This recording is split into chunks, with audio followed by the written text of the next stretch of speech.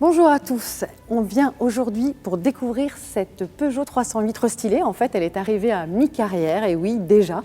Et donc, elle se fait un petit coup de neuf pour être encore plus dynamique et encore plus agressive, notamment ici sur cette version GT que nous découvrons aujourd'hui. Donc, parmi les choses les plus remarquables, on constate un capot qui est beaucoup plus plat, presque dans l'esprit d'un SUV. Ici, la calandre se verticalise encore plus. Le Peugeot est en rouge sur les finitions de plus haut de gamme, donc GT Line, GT et GTI. Et puis parmi les choses aussi qui vont vraiment faire qu'on va la remarquer dans ses finitions spécifiques, c'est ce détail ici, cette ligne qui la rend vraiment beaucoup plus agressive, méchante presque, avec ces trois parties d'entrée d'air bien séparées.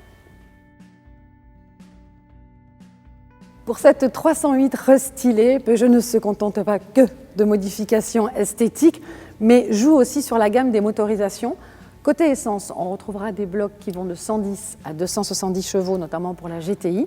Et puis en diesel, ça démarrera à 100 chevaux jusqu'à 180 chevaux avec le Blue HDI 180 qui aura la particularité d'être associé à une toute nouvelle boîte EAT8 pour favoriser vraiment la consommation.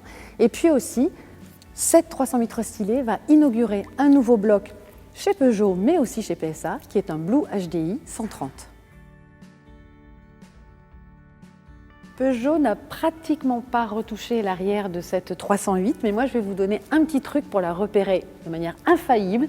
Quand vous en suivrez une, eh bien, sur la 308 restylée, ces griffes ici seront allumées constamment, de jour comme de nuit, et sur toutes les versions. On retrouve le e-cockpit, c'est-à-dire le petit volant avec l'instrumentation au-dessus.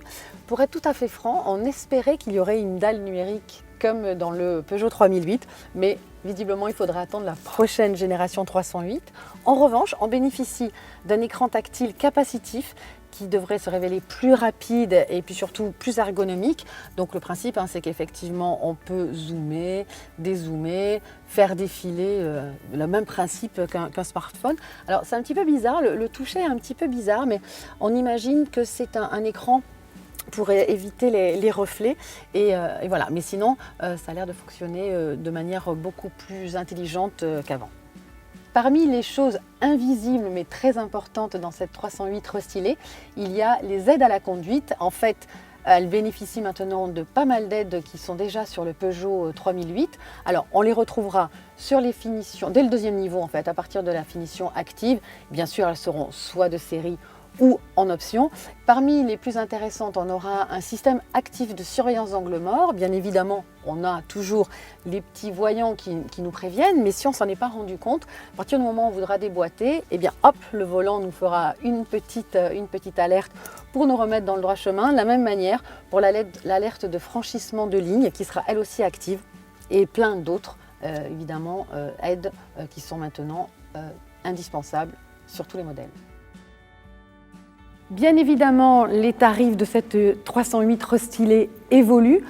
Jusqu'ici, la gamme démarrait avec un PureTech de 82 chevaux en finition Access à 18 800 €.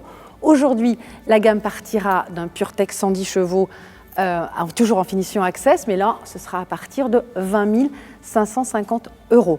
Ensuite, bien évidemment, suivant les niveaux de finition et les motorisations, on aura toujours une petite augmentation, car des nouvelles aides à la conduite font leur apparition. Elles seront de série ou en option, mais donc elles feront un petit peu grimper les tarifs. Et puis, cette 308 restylée arrive très vite, dès maintenant, dans les concessions.